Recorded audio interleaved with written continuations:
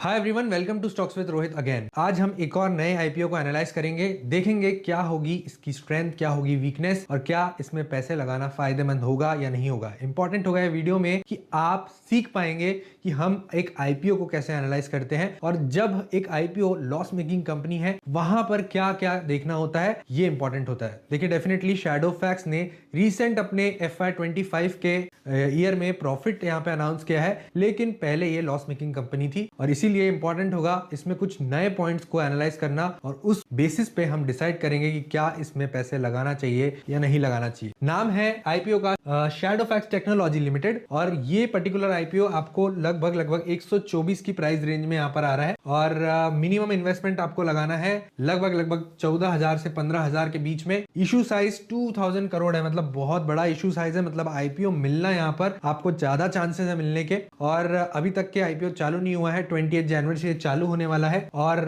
Allotment date आपकी रहेगी 23 जनवरी और टेंटेटिव लिस्टिंग डेट रहेगी 28 जनवरी और 22 जनवरी इसकी लास्ट डेट है आपको अप्लाई करने की।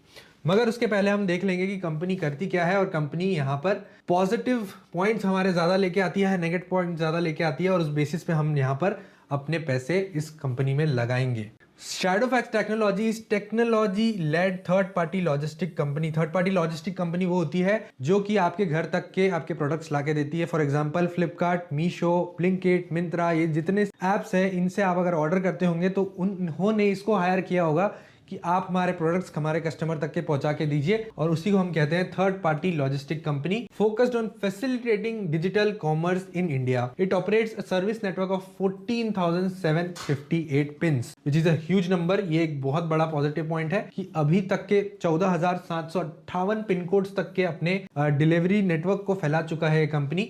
दूसरी बात, इट्स सर्विसेज इंक्लूड, क्या क्या सर्विसेज इंक्लूड है वो समझते हैं। Express forward parcel deliveries, reverse pickup, exchange deliveries, prime deliveries, quick commerce, hyper local deliveries, mobility services, critical logistic. Hyper local deliveries भी है, मोबिलिटी सर्विसेज भी है और क्रिटिकल लॉजिस्टिक सिस्टम्स भी है। मतलब आपका अगर आप मीशो से भी कुछ मंगवाते हैं, ब्लिंकिट से भी कुछ मंगवाते हैं जो कि आपको 10 मिनट में पहुंचाना रहता है, वो भी ये पर्टिकुलर कंपनी यहाँ पर काम करती है। मोबिलिटी सर्विसेज में भी है, मतलब आपको इधर से उधर भी जाना है तो आपको ये पर्टिकुलर कंपनी यहाँ पर वो सर्विसेज भी प्रोवाइड करती है। भले ही उसका जो नंबर है वो थोड़ा छोटा है, लेकिन अगेन बड़ा नेटवर्क है, बड़ा नेटवर्क ऑफ सर्विसेज है जिसमें ये इंक्लूड है और ये भी कंपनी का एक पॉजिटिव पॉइंट हो जाता है। दूसरी बात डिस्कस करेंगे, the company operation rely on nation wide logistics infrastructure and gig based last mile delivery network. अब समझेंगे gig based last mile delivery network क्या होता है। गिग बेस्ड मतलब होता है आपका जो एम्प्लॉयज रहते हैं वो यहाँ पर आपके कॉन्ट्रैक्ट बेसिस पे रहते हैं, वो परमानेंट एम्प्लॉयज नहीं रहते हैं। आप एक ट्रांजैक्शन करो, आप एक कॉन्ट्रैक्ट कंप्लीट करो और पैसे लेके आप चले जाओ, ये बोलते हैं हम इसको gig based last mile delivery network. मैंने आपके लिए सर्च भी करके रखा हुआ है, इसमें लिखा हुआ है clearly, work model centred on short term project based task और temporary jobs rather than traditional और परमानेंट एम्प्लॉयमेंट। तो डेफिनेटली यहाँ पर ये छोटी छोटी चीज़ें समझना इंपॉर्टेंट है क्योंकि आप इससे सीखेंगे जो कि एक्चुअल यहाँ पर कंपनीज जो काम करती है वो किस टाइप के कॉन्ट्रैक्ट्स में एंटर करती है अपने एम्प्लॉय के साथ में, और क्योंकि इनका एम्प्लॉय कॉस्ट मेजर है और उसी वजह से इनके जो कॉस्ट है वो हाई हो रहे हैं, तो ये समझना इंपॉर्टेंट है। इंफ्रास्ट्रक्चर देखेंगे अगर कंपनी का, तो कंपनी के पास 4299 लॉजिस्टिक्स टच पॉइंट है, बड़ा नंबर है, including first mile and last mile centres and 53 sort centre. 53 sort centres भी है जो कि बड़े बड़े गोडाउन्स होंगे, spanning over 1.8 million square feet, supported by more than 3.5 million square feet of operational space overall and leased fleet of over 3000 truck. 3000 trucks भी है। और अगर इसके बैलेंस शीट भी देखेंगे तो 2024 से 2025 में ऑलमोस्ट जो असेट साइज बढ़ा है, फिक्स्ड असेट साइज बढ़ा है, वो काफ़ी बड़ा हो चुका है। लगभग 200-250 करोड़ से यहाँ पर कंपनी के फिक्स्ड असेट बढ़े हैं। हम इसके फाइनेंशियल जरूर देखेंगे और उसके लिए मैंने यहाँ पर आपके लिए screener.in का पेज भी खोल के रखा हुआ है, लेकिन लास्ट में देखेंगे। पहले इसके कुछ स्ट्रेंथ और वीकनेस यहाँ पर देख लेते हैं। अब कंपनी अपना पैसा क्यों मांग रही है वो देख लेते हैं। सबसे पहले कंपनी यहाँ पर पैसा मांग रही है, सबसे पहले funding capital expenditure requirement for network infrastructure, मतलब यहाँ पर कैपिटल एक्सपांशन करने के लिए 423 करोड़ यहाँ पर रहेगा। दूसरा, अगर नेक्स्ट है funding of lease payments for new first mile, last mile and short centre 138 crore उसके लिए। Funding of branding, marketing and communication cost 88 crore उसके लिए। And unidentified inorganic acquisitions and general corporate purpose, इसके लिए बाकी बचा हुआ पैसा कंपनी यूज करेगी। मतलब क्लियरली यहाँ पर डेट को कम करने के लिए कंपनी यहाँ पर पैसा नहीं मांग रही है, कंपनी एक्सपांशन करने के लिए पैसा मांग रही है, which is again a positive point for us. अभी तक के तो कंपनी के सारे पॉजिटिव पॉइंट्स दिख रहे हैं। और अगर मैं जीएमपी आपको बता दूं आगे डिस्कशन करने के पहले, तो जीएमपी लगभग चल रहा है 9% का जीएमपी चल रहा है। और ऐसे मार्केट में जीएमपी 9% चलना भी एक पॉजिटिव पॉइंट ही मैं कहूँगा इस चीज़ को, क्योंकि मार्केट अभी काफ़ी वीक है, लेकिन फिर भी जीएमपी अगर हाई चल रहा है तो फिर अगेन पॉजिटिव पॉइंट है कंपनी के लिए। देखिए यहाँ पर हम सारी चीज़ें डिस्कस कर चुके हैं और सिर्फ इंपॉर्टेंट है ये पर्टिकुलर लाइन पढ़ना। The company further claims that several large digital commerce platform including Meesho, Flipkart, Myntra, Swiggy, big basket, Zepto, Nykaa, Blinkit, Zomato, ये सारी कंपनीज के लिए हमारी जो कंपनी है आईपीओ जो आ रहा है वो काम करती है। इसमें अगर एक का नाम मिसिंग है वो है अमेज़ॉन का नाम मिसिंग है, जो कि एक बड़ा मार्केट शेयर इंडिया में यहाँ पर होल्ड करता है। और लेकिन फिर भी ये अगर सारे प्लेटफॉर्म्स की अगर मैं बात करूँ तो काफ़ी इमर्जिंग प्लेटफॉर्म्स है, और ये पर्टिकुलर ग्रोथ जो पर्टिकुलर कंपनीज दिखा रही है उसकी वजह से ये सारे क्लाइंट्स काफ़ी स्ट्रॉन्ग क्लाइंट्स माने जाएंगे इस कंपनी के। तो ये भी हमारा एक पॉजिटिव पॉइंट हो गया। अब ये जो पर्टिकुलर पैराग्राफ लिखा हुआ है ये गिग बेस्ड एम्प्लॉयमेंट के ऊपर लिखा हुआ है कि कंपनी ने यहाँ पर कितने यूनिक ट्रांजैक्शंस किए हुए हैं डिलीवरी पार्टनर्स के साथ, तो वो भी हम रीड कर लेंगे। और गिग बेस्ड एम्प्लॉयमेंट पे कंपनी यहाँ पर किस तरीके से काम करती है वो भी यहाँ पर। अब यहाँ पे जो सेकंड पैरा लिखा हुआ है यहाँ पे क्लियरली कंपनी बता रही है कि यूनिक ट्रांजेक्शन डिलीवरी पार्टनर्स से कितना यहाँ पर एवरेज कंपनी ने यहाँ पे ट्रांजेक्शन किया हुआ है, और साथ साथ में गिग बेस्ड एम्प्लॉयमेंट के लिए कंपनी कौन सी टेक्नोलॉजी यूज करती है। तो क्लियरली यहाँ पे लिखा हुआ है टेक्सटेक फ्रोडो करके ये एक ऐप यूज करती है जिसमें ये सारा अपने एम्प्लॉयमेंट्स को मैनेज करती है। तो आगे इसमें डिस्कशन करने लायक ज़्यादा पॉइंट्स नहीं रहेंगे। टच पॉइंट्स कितने हैं, पिन कोड्स कितने हैं, हमने डिस्कस कर लिया है, ये भी पैराग्राफ हमारा हो चुका है।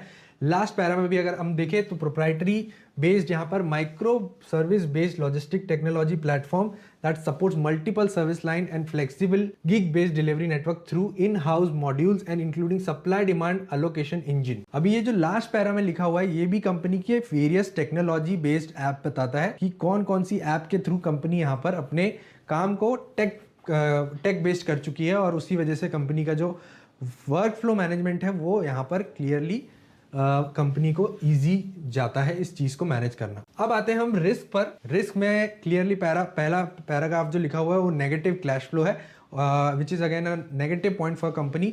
अगर कंपनी का कैश फ्लो नेगेटिव है तो ये एक बहुत बड़ा नेगेटिव पॉइंट हो जाएगा, क्योंकि ये वर्किंग कैपिटल मैनेजमेंट में आपको यहाँ पर दिक्कतें पैदा करता है ये पर्टिकुलर पॉइंट। तो ये एक चीज़ है नोट करने की कि एक नेगेटिव पॉइंट है। दूसरा पॉइंट है क्लाइंट कॉन्सेंट्रेशन। दूसरा पॉइंट में लिखा हुआ है कि largest client accounted for almost 49% of revenue. यहाँ पे कंपनी का मेजर जो सबसे बड़ा क्लाइंट है उससे कंपनी को 49% का रेवेन्यू आता है। मतलब अगर वो पर्टिकुलर क्लाइंट चले गया तो फिर कंपनी के लिए दिक्कतें आ सकती है, और वो पर्टिकुलर क्लाइंट फ्लिपकार्ट होगा, क्योंकि यहाँ पर फ्लिपकार्ट से कंपनी मेजर ट्रांजेक्शन यहाँ पर करती है, और फ्लिपकार्ट के जितने भी डिलीवरी इंडिया में होते हैं वो ये पर्टिकुलर कंपनी करती है। तो 49% का रेवेन्यू सिर्फ और सिर्फ फ्लिपकार्ट से आता है, और एक की कस्टमर बन जाता है फ्लिपकार्ट। अगर वो चला गया तो क्लाइंट कॉन्सेंट्रेशन रिस्क कंपनी के लिए बना रहेगा। तीसरा पॉइंट में ये लिखा हुआ है कि जिस तरीके का कंपनी धंधा कर रही है उसके लिए कंपनी को कंटिन्यूअस यहाँ पे आपको पैसे लगते रहेंगे एक्सपेंशन करने के लिए, इंफ्रास्ट्रक्चर को बढ़ाने के लिए और अपनी ग्रोथ को बढ़ाने के लिए कंपनी को हमेशा यहाँ पर पैसे लगते रहेंगे, और एक एग्जीक्यूशन रिस्क हमेशा बना रहेगा, और जिसकी वजह से ये भी एक कंपनी के लिए नेगेटिव पॉइंट बन जाएगा। नेक्स्ट पॉइंट है इसका नेगेटिव पॉइंट जो है the number of cash deliveries accounted for 10.15 crore. और आपको पता ही है अगर कैश डिलीवरीज बढ़ती है तो वहाँ पे थेफ्ट का प्रॉब्लम रहता है, अनवांटेड डिलीवरीज जो लोग मंगाते हैं वो भी प्रॉब्लम रहता है, रॉबरी का प्रॉब्लम रहता है, और चेक डिसऑनर का प्रॉब्लम रहता है। तो ये सारी प्रॉब्लम भी कंपनी यहाँ पर फेस करेगी। बट ये इतना बड़ा नंबर नहीं है 10.15 करोड़ का, लेकिन अगेन, और अगर मैं यहाँ पर इसके कैश ऑर्डर्स देखूं तो ऑलमोस्ट जो 30 सितंबर 25 के कैश ऑर्डर थे वो 10.15 करोड़ थे, जो कि अकाउंट करते हैं 34.46%, मतलब एक बड़ा नंबर है, और उसी वजह से ये भी एक नेगेटिव पॉइंट हो जाता है कंपनी का। तो ये सारे नेगेटिव पॉइंट्स ध्यान में रखना इंपॉर्टेंट है, और ध्यान में रख के ही हम लास्ट में डिसीजन लेंगे कि क्या करना होगा हमें। नेक्स्ट पार्ट इज ये जो है अपने क्लाइंट्स को ऑलमोस्ट 60 डेज का क्रेडिट पीरियड देता है, और जिसकी वजह से इसके रिसीवेबल्स बढ़ गए हैं, और इसी वजह से कंपनी के जो कैश फ्लो है वो प्रॉपरली मैनेज नहीं हो पा रहा है, and that's the reason again negative point for the company. और यही रीजन है कि कंपनी के जो नेगेटिव पॉइंट्स है वो यहाँ पे पॉजिटिव पॉइंट को ओवरशैडो जरूर कर रहे हैं, लेकिन इंपॉर्टेंट है कंपनी का फाइनेंशियल स्टेटमेंट को देखना। तो फाइनेंशियल स्टेटमेंट में हम आ जाएंगे, नंबर्स आपको यहाँ पे क्लियरली पॉजिटिव नहीं दिखेंगे। स्टॉक भी 3000 के पास दिखेगा, मार्केट कैप 18,000 करोड़ है, प्रॉफिट ग्रोथ 154% है, और लगभग यहाँ पे आरओसी और आरओई भी हमारे हिसाब से नहीं है, तो नेगेटिवली यहाँ पर आपको नंबर्स दिखेंगे। लेकिन मैंने कहा कोई भी लॉस मेकिंग कंपनी में आपको सेल्स ग्रोथ देखना इंपॉर्टेंट है और प्रॉफिट ग्रोथ देखना इंपॉर्टेंट है। तो सेल्स ग्रोथ अगर मैं देखूं तो ऑलमोस्ट यहाँ पे आपको 32% की सेल्स ग्रोथ देखने मिल रही है एक साल में। मार्जिन यहाँ पे 1% से 3% इंप्रूव हुए हैं। साथ साथ में कंपनी लॉस मेकिंग थी, पॉजिटिव यहाँ पर पैट यहाँ पर इस साल में यहाँ पे कंपनी ने मार्क किया है 6 करोड़ का, तो again which is a positive point for company. But एक और चीज देखने लायक है कि जब भी आईपीओ आता है तो आपको कंपनी के रीसेंट क्वार्टर या फिर रीसेंट फाइनेंशियल ईयर के प्रॉफिट्स हमेशा अच्छे दिखते हैं, इंप्रूव दिखते हैं, तो ये एक पॉइंट है नोट करने का। ऑफिशियली तो मैं इस पे कुछ नहीं बोल पाऊंगा, लेकिन अगेन ये एक पॉइंट है नोट करने का, कभी भी आपको ये पर्टिकुलर जो ईयर है वो हमेशा ग्रीन में दिखेगा। तो अगेन भले ही यहाँ पर सेल्स ग्रोथ है, प्रॉफिट ग्रोथ है, कंपनी पे जो रिस्क है वो बना रहेगा, और कंपनी उतनी स्ट्रांग नहीं दिख रही है कि इसमें ज़्यादा पैसे लगाया जाए, और कंपनी के क्लियरली आपको फिक्स्ड एसेट मैंने कहा बढ़ते हुए दिख रहे हैं। रिजर्व्स जो है कंपनी के यहाँ पर बोरोइंग से कम है, again negative point for company. और अगर आगे देखेंगे तो इसका जो कैश फ्लो फ्रॉम ऑपरेटिंग अगर आपको दिख रहा है यहाँ पर तो पॉजिटिव हमें दिख रहा है, बट अगेन अभी जो रिसेंट फाइनेंशियल ईयर है उसमें कंपनी का कैश फ्लो नेगेटिव टर्न हुआ है, जो कि 25 के बाद चालू हुआ है, और उसी वजह से कंपनी यहाँ पर हमारे नेगेटिव पॉइंट ज्यादा लेके आ रही है पॉजिटिव पॉइंट्स के यहाँ पर दिखते हुए। और अभी इसका जो आईपीओ है वो चालू नहीं हुआ, तो हमें पता नहीं है कि सब्सक्रिप्शन कितना यहाँ पर होगा, इसलिए अगर मैं इसमें पैसा लगाना चाहूंगा तो डेफिनेटली मैं 22 जनवरी को पैसा लगाऊंगा, क्योंकि 22 जनवरी को अगर इसमें सब्सक्रिप्शन हाई हुआ तो डेफिनेटली हमारे लिए ये आईपीओ पैसे लगाने लायक रहेगा, बट बड़ा पैसा इसमें नहीं लगाना चाहिए, क्योंकि मार्केट की सिचुएशन भी खराब है। कंपनी के नेगेटिव पॉइंट्स पॉजिटिव पॉइंट्स को ओवरशैडो कर रहे हैं, लेकिन बट एक छोटा अलॉटमेंट लगा के चांस लिया जा सकता है, इसलिए